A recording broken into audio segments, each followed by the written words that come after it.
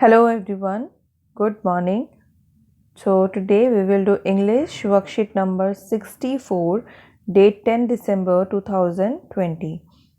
So in this worksheet you will read chapter 7, Glimpses of India, from your textbook First Flight, and you will read part 1 of chapter 7. ठीक है, a baker from Goa. Actually chapter 7 में 3 parts हैं, जिनमें कि पहला part आपका है a baker from Goa. तो 3 अलग हम स्टोरीज पढ़ेंगे इस चैप्टर 7 में. ये जो बेकर फ्रॉम गोवा, ये जो पार्ट है, इसमें जो नरेटर है जिसने ये स्टोरी लिखी है, उसने उस टाइम की बात की है जब इंडिया पर पोर्तुगीज़ यानी पुर्तगाल का कब्ज़ा था. और जब पोर्तुगीज़ यहाँ आए तो उनका कल्चर भी इंडिया में आया. अपने साथ वो अपना कल्चर लेकर आए और उनकी जो फूड हैबिट्स थी, ठीक है, यानी खाना खाने में क्या क्या चीज़ें वो खाया करते थे, वो सारी चीज़ें भी इंडिया में शामिल हुई. तो ब्रेड बहुत पॉपुलर था, पोर्तुगीज़ को बहुत पसंद था. तो गोवा में पोर्तुगीज़ का कब्ज़ा था, पुर्तगाल का, तो ब्रेड खाते थे वो लोग. तो उस टाइम की बात कर रहा है नरेटर, उन पुराने दिनों की बात कर रहा है जब बेकर गांव-गांव ब्रेड देने जाया करता था. ठीक है, वो ब्रेड बनाता था और गांव-गांव ब्रेड बेचा करता था. तो बच्चों में किस तरह की एक्साइटमेंट थी, या फिर जो बूढ़े लोग हैं वो पुराने दिनों को याद करते हैं, बेकर को याद करते हैं, उसी के बारे में ये पार्ट 1 है. ठीक है, तो नरेटर कहता है the loaves were brought by some पेस्काइन और बेस्टीन. अच्छा, जो नरेटर है उसका नाम है लूसियो रॉड्रिक्स. ठीक है, लूसियो रॉड्रिक्स ये नरेटर हैं, यानी जिन्होंने ये स्टोरी लिखी है. ठीक है, अ बेकर फ्रॉम गोवा, ये जिन्होंने लिखा है वो है लूसियो रॉड्रिक्स. अब हम पढ़ते हैं आगे. The loaves were brought by some पेस्काइन और बेस्टीन, the maid servant of the house. Baker जो था वो हर गांव जाया करता था ब्रेड बेचने. तो जो नरेटर है उस टाइम की बात कर रहा है जब ये बच्चा था, ही वॉज अ चाइल्ड. और ये बात बता रहा है, ये अपनी पुरानी यादों को ताज़ा करते हुए बताता है कि जब मैं छोटा था तो जो बेकर वो आया करता था घर घर, और हमारे घर के जो सर्वेंट थे, मेड सर्वेंट थे, वही ब्रेड को कलेक्ट करते थे, उससे ब्रेड को ख़रीदते थे. ठीक है, तो बेकर क्या करता था, उसके हाथ में एक बैम्बू स्टिक होती थी. ठीक है, एक स्टिक होती थी जिसको वो ज़मीन पर पटकता था, और सर पर एक टोकरी लिए होता था जिसमें कि ब्रेड्स होती थी. तो बड़े लोगों के लिए वो बड़ी ब्रेड बनाया करता था, लोव्स बनाया करता था, लेकिन बच्चों के लिए वे छोटी छोटी सी ब्रेड की रिंग्स बनाता था, जिसको बैंगल्स बोलते थे. अब बैंगल्स मतलब चूड़ियाँ. तो जो रिंग शेप्ड ब्रेड होती थी उन्हीं को ब्रेड बैंगल्स बोलते थे, जो कि बच्चों को बहुत पसंद थी. ब्रेड की और भी वेराइटीज़ थी. तो गोवा में जो फेस्टिवल्स होते थे या शादी होती थी, कोई सेरेमनी होती थी, तो ब्रेड अलग अलग तरह की ब्रेड उस ओकेजन्स पे बनाई जाती थी. तो जो ये बेकर है ये आता है ब्रेड देने के लिए नरेटर के घर पे. तो जो मेड सर्वेंट है उनके घर की, नरेटर की, वो उससे ब्रेड लेती है, ख़रीदती है. ठीक है, यहाँ पे बॉट आया है मतलब ख़रीदना. वट वी लॉन्ग्ड फॉर मतलब बच्चे जो थे किस चीज़ का इंतज़ार करते थे. What we longed for were those bread bangles. तो बच्चे इंतज़ार करते थे उन ब्रेड बैंगल्स का जिनको वो खुद चुनते थे उसकी टोकरी में से. Which we choose carefully. ठीक है, बच्चों को बड़ी एक्साइटमेंट होती थी कि बेकर आ गया है, ब्रेड वाला आ गया है, तो वो भाग कर जाते थे, उसकी टोकरी में झांकते थे, और उन्हें जो भी ब्रेड बैंगल अच्छी लगती थी उसको वो चूज़ करके ले लेते थे. Sometimes it was sweet bread of special make. कई बार वो मीठी ब्रेड लाता था जो वो खास बच्चों के लिए या खास ओकेजन के लिए बनाता था. बेकर जो था वो बनाया करता था। The baker made his musical entry on the scene with the jhang jhang sound of his specially made bamboo staff. अब नरेटर याद कर रहा है और वो बताता है कि जब बेकर आया करता था ब्रेड बेचने के लिए तो उसकी आने की भी एक अलग तरीके की उसका आने का एक अलग तरीका होता था और बिना देखे भी लोग समझ जाते थे कि ब्रेड वाला यानी वो बेकर जो है आ चुका है। तो वो कैसी एंट्री होती थी उसकी गांव में? Baker has made his musical entry. कैसे म्यूजिकल एंट्री होती थी? उसके पास जो बैम्बू स्टाफ होता था यानी जो स्टिक होती थी बैम्बू की, जो बांस की छड़ी होती थी या डंडा होता था, उसको वो ज़मीन पर पटकता था जिससे कि एक साउंड निकलती थी, एक आवाज़ निकलती थी। ठीक है, और उसी आवाज़ से लोगों को ये पता चल जाता था कि बेकर आ गया है। One hand supported the basket on his head. एक हाथ से उसने उस टोकरी को संभाला है जो उसके सर पर है जिसमें कि ब्रेड्स हैं। And the other bang the bamboo on the ground, और वो दूसरे हाथ से जिसमें कि वो बैम्बू स्टिक पकड़े होता था उसको ज़मीन पर ज़ोर ज़ोर से पटकता था। He would greet the lady of the house. वो हर घर जाकर सबसे पहले घर की जो मालकिन होती थी, जो लेडी होती थी, उसको विश करता था, गुड मॉर्निंग विश करता था।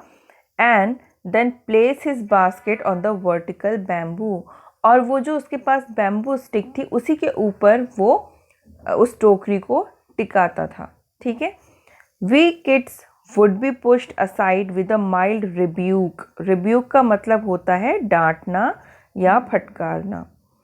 एंड द लोव्स, लोव्स यहाँ पर ब्रेड के लिए आया है। ब्रेड के जो बड़े बड़े टुकड़े होते हैं उनको लोव्स बोलते हैं। Would be delivered to the servant. Baker आता था, जो घर की लेडी होती थी यानी जो मालकिन होती थी उसको गुड मॉर्निंग कहता था, और जो ब्रेड है वो उस घर के नौकर उससे खरीदते थे। But we would not give up. अच्छा, बच्चे क्योंकि घेर लेते थे बेकर को, तो उसके जो घर के लोग थे, घर में उन बच्चों के जो पेरेंट्स हुआ करते थे, वो उन्हें डांट कर साइड में कर देते थे। ठीक है, लेकिन बच्चे हार नहीं मानते थे। But we would not give up. Give up मतलब छोड़ना। तो बच्चे, ये नरेटर कहता है कि हमें डांट कर साइड तो कर देते थे, एक तरफ कर देते थे हमारे पेरेंट्स, लेकिन हम भी नहीं मानते थे। We would climb a bench. वो कह रहा है कि याद कर रहा है कि हम लोग बेंच पे चढ़ जाते थे या फिर किसी दीवार पे चढ़ते थे, बेकर जहाँ खड़ा होता था। And peep into the basket. Peep into the मतलब उसकी टोकरी में झांकते थे, समहाउ किसी तरीके से। मतलब जहाँ बेकर खड़ा है तो वहाँ पर अगर बेंच है या दीवार है उस पर चढ़कर वो उसकी टोकरी में झांका करते थे। I can still recall the typical fragrance of those loaves.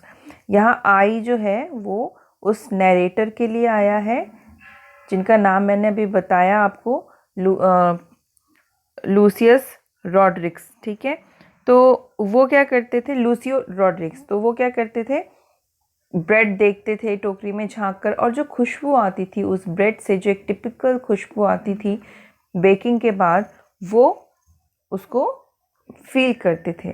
Loaves for the elders. देखिए, जो लोव्स होते थे ब्रेड के बड़े बड़े टुकड़े, वो किन के लिए आते थे? एल्डर्स के लिए। And the bangles for the children, और बच्चों के लिए। ये बैंगल्स का मतलब बच्चों के लिए चूड़ियाँ नहीं, इस बैंगल को सिंबलाइज किया है ब्रेड के लिए, ब्रेड बैंगल्स। ठीक है, अभी मैंने आपको बताया कि ऐसे रिंग शेप्ड ब्रेड बना देते थे वो बच्चों के लिए। तो ये जो ब्रेड बैंगल्स थी वो बच्चों के लिए आती थी। Then we did not even care to brush our teeth और वॉश आवर माउथ्स प्रॉपरली। बच्चों को इतना एक्साइटमेंट होता था बेकर से मिलने का कि वो सुबह उठते थे बेड से और सीधे उसके पास भागकर चले जाते थे। ना वो ब्रश करते थे, ना ही अपना वो मुंह अच्छे से साफ करते थे जो बच्चे थे। एंड वाई शुड वी, तो वो कहता है नरेटर कि जब मैं छोटा था तो मैं बिना ब्रश किए, बिना मुंह साफ किए बेकर के पास चला जाता था और ब्रेड लेने के लिए, वो ब्रेड बैंगल चूज़ करने के लिए। और वाई शुड वी, कहता है कि हमें क्यों मुंह धोना चाहिए। Who would take the trouble of plucking the mango leaf, narrator कहता है कि उन्हें हमेशा ब्रश करने के लिए मैंगो लीव्स को तोड़ना पड़ता था फॉर द टूथब्रश, उसको एज अ टूथब्रश यूज़ करते थे वो दांत साफ करने के लिए। तो वो कहता है नरेटर कि हम ब्रश नहीं किया करते थे, हम सीधे बेकर के पास चले जाते थे अपनी ब्रेड लेने। तो हम क्यों उस मैंगो लीव्स को यानी आम की जो पत्तियां होती थी उनको तोड़ के और टूथब्रश बना के ब्रश करना क्या इतना ज़रूरी था। नरेटर मतलब ये बातें बता रहा है, बीइंग अ चाइल्ड वो ऐसा सोचता था। And why was it necessary at all, और ब्रश करने की भी ज़रूरत नहीं है, क्यों नहीं है। The tiger never brushed his teeth, जो टाइगर होते हैं यानी जो शेर होते हैं, टाइगर लॉयन, ये कभी ब्रश नहीं करते, ठीक है। Hot T could wash and clean up everything so nicely after all. तो वो सोचता है कि जब मैं छोटा था तो ऐसा सोचता था कि जो हॉट टी होती है, वो जो गर्म चाय है, वो अपने आप ही मुंह को क्लीन कर देगी, वॉश कर देगी नाइसली, एवरीथिंग सो नाइसली मतलब अच्छे से साफ़ कर देगी, क्योंकि वो गर्म है और जब हम उसे पियेंगे तो ऑटोमेटिकली हमारा मुंह क्लीन हो जाएगा। इसलिए वो ब्रश ना करने की बात किया करता था। ओके, तो ये एक छोटा सा एक्सट्रैक्ट लिया हुआ है इस पार्ट 1 से, ए बेकर फ्रॉम गोवा। तो अब हम चैप्टर 7 ही कर रहे हैं। यहाँ कुछ क्वेश्चंस दिए हैं, जो कुछ हमने अभी पढ़ा उससे रिगार्डिंग क्वेश्चंस हैं, आंसर्स फटाफट कर लेते हैं। Question number 1, what produced the jhang jhang a sound. ये जो साउंड था वो किससे प्रोड्यूस होता था? थर्ड ऑफ द स्टाफ, जो बैम्बू स्टाफ होता था ना बेकर के पास, उसी से ये आवाज़ निकलती थी। 2, mark F against one statement that is fact. जो सत्य है, जो फैक्ट है इस कहानी के हिसाब से, हमें उस स्टेटमेंट के आगे क्या क्या निशान लगाना है, इस तरीके से एफ लिखना है, ठीक है। देखिए, पहला है the children bought the loaves from the baker. क्या बच्चे खरीदते थे बेकर से वो ब्रेड? नहीं, जो मेड सर्वेंट होते थे, जो नौकर होते थे घर के, वो खरीदते थे। बच्चे तो वहाँ जाकर अपनी जो ब्रेड बैंगल्स होती थी उन्हें चुनते थे। सो ये तो सही नहीं है, फैक्ट नहीं है। B, hot tea was use to wash and clean at home. क्या गर्म चाय को घर वगैरह साफ करने के लिए यूज़ किया जाता था? नहीं। See, the baker carried the basket on his head. क्या बेकर अपने सर पर टोकरी ले जाता था ब्रेड की? यस, ये सही है। तो यहाँ इसी थर्ड स्टेटमेंट के आगे आप क्या लिख देंगे? एफ। डी क्या है? Sweet bread was made of mango leaves. मीठी ब्रेड क्या आम की पत्तियों से बनती थी? नहीं। तो इन चारों में से आपका जो आंसर होगा वो है सी। सी के आगे आप एफ लिख देंगे इस तरीके से। Question number 3, choose one meaning that corresponds to a word. मतलब क्या है इसका कॉरेस्पॉन्ड्स का? देखिए, सिनोनिम मैंने आपको बताया हुआ है। सिनोनिम का मतलब होता है पर्यायवाची, यानी सिमिलर मीनिंग, यानी दो या ऐसे शब्द जो कि जिनका मीनिंग सेम हो। तो यहाँ पर वो पूछ रहा है कि अभी जो हमने एक्सट्रैक्ट पढ़ा है उसमें कोई ऐसा वर्ड जिसका सिमिलर मीनिंग इन चारों में से एक हो, ठीक है, सिमिलर मीनिंग वाला वर्ड हो। तो देखिए, हमने अभी ऊपर पढ़ा था एक वर्ड रिब्यूक, जिसमें कि जो पेरेंट्स थे वो क्या करते थे, बच्चों को डांट टपट कर बेकर से दूर कर देते थे। तो इस रिब्यूक का मीनिंग होता है डांटना, और रेप्रीमांड इसका मीनिंग होता है, इसका भी मीनिंग क्या होता है? डांटना। तो आंसर आपका है ए, ये ऑप्शंस सही नहीं है इसके अकॉर्डिंग, ठीक है। Now question number 4, why did the children rush out when the baker arrived at their house? 20 to 30 words, 20 से 30 शब्दों में लिखना है कि जो बच्चे थे वो घर से भागकर बेकर को मिलने क्यों जाते थे। तो आंसर मैंने लिखा है, मैं आपको अभी दिखा दूंगी। Question number 5, describe the baker in your own words. Baker के बारे में आपको कुछ लाइंस लिखनी होंगी जो कि 40 to 50 वर्ड्स में हैं, यानी बेकर कैसा लगता था, बेकर क्या करता था, कैसे आता था, ये सारी चीज़ें। Choose the correct options to fill in the blanks. अब देखिए, क्वेश्चन नंबर 6 जो है ये एक फिलअप है। अगर आप जो ये चैप्टर 7 है इसे आप रीड करिए पार्ट 1 को, तो उसी का एक सेकेंड पैराग्राफ है उस पार्ट 1 में तो वही चीज़ यहाँ पर इन्होंने दे दी है। ठीक है, हमें कंप्लीट करना है इन ऑप्शंस को भरते हुए। तो देखिए, दोज ईटर्स ऑफ लोव्स, तो यहाँ पर पहला आ जाएगा माइट हैव वैनिश्ड। ठीक है, तो यहाँ पर लिख देंगे might have vanished but the makers are still there. मीनिंग ये है कि जो लोव्स खाना पसंद करते थे, जो ब्रेड खाना पसंद करते थे, वो शायद गायब हो गए हों, लेकिन but the makers are still there, लेकिन ब्रेड बनाने वाले आज भी गोवा में हैं। We still have amongst us the mixers, हमारे बीच अभी भी वो मिक्सर्स हैं, यानी जिनमें ब्रेड मिक्स की जाती थी। वो मोल्डर हैं जिनमें कि ब्रेड बनाई जाती थी, मोल्ड की जाती थी। And those who bake the loaves, और वो भी हैं जो बेक किया करते थे, जो ब्रेड या लोव्स बनाया करते थे। तो सेकेंड आपका है bake the loaves. Those as old time tested furnaces still exist. Furnace का मतलब होता है भट्टी। तो नरेटर कह रहा है कि आज भी वो पुरानी भट्टियाँ हमारे बीच एग्जिस्ट करती हैं, मतलब अभी भी हैं वो। The fire in the furnaces, जो आग उन भट्टियों में होती है, has not yet been extinguished, अभी भी वो आग गायब नहीं हुई है। तो नंबर 3 पर आप यहाँ ये लिख देंगे। ठीक है, तो इस तरीके से आप करेंगे। अब मैं आपको क्वेश्चन आंसर्स दिखा देती हूँ। ठीक है, तो आप वहीं से लिख लीजिएगा डायरेक्ट। तो इस तरह से आप क्वेश्चन आंसर करेंगे कॉपी में, इस तरह से आप एंट्रीज कर लीजिएगा। ठीक है, तो ये रहा पहला क्वेश्चन, क्वेश्चन नंबर 1, 2, 3, ये मैं समझा चुकी हूँ आपको। आप इस तरह से लिखेंगे इसे। ये रहा आपका question number 4, Why did the children rush out when the baker arrived their house? The children used to be excited to meet baker. बच्चे जो थे बहुत ही एक्साइटेड हुआ करते थे बेकर से मिलने के लिए। एंड चूज़ ब्रेड बैंगल्स, और वो बच्चे क्या करते थे, अपने लिए ब्रेड बैंगल्स चुनते थे। That he made specially for children, जो वो उन बच्चों के लिए ही बनाया करता था। क्वेश्चन नंबर 5, जो बेकर को डिस्क्राइब करने के लिए कहा है, तो हमने बेकर के बारे में ही कुछ लाइंस लिख दी हैं, जैसे कि baker was called pader in old times. देखिए, जब पोर्तुगीज़ जो थे, जो पुर्तगाल के रहने वाले जो इंडिया आए थे, वो बेकर को क्या बोलते थे पोर्तुगीज़ लैंग्वेज में? पैडर, PADER। ठीक है, तो ये पोर्तुगीज़ लैंग्वेज में बेकर को बोला जाता है। तो पुराने समय में बेकर को क्या बोलते थे? पैडर बोलते थे।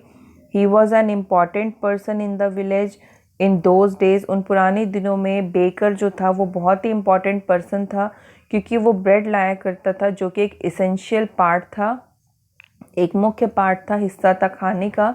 और स्पेशल ओकेजन्स पे वो अलग अलग तरह की ब्रेड बनाता था। इसलिए जो बेकर है वो एक इम्पॉर्टेंट पर्सन है, एक महत्वपूर्ण आदमी है। The bakers use to wear a unique knee length frock. अब नरेटर ने ये भी बताया कि उस टाइम पे बेकर की ड्रेस क्या होती थी।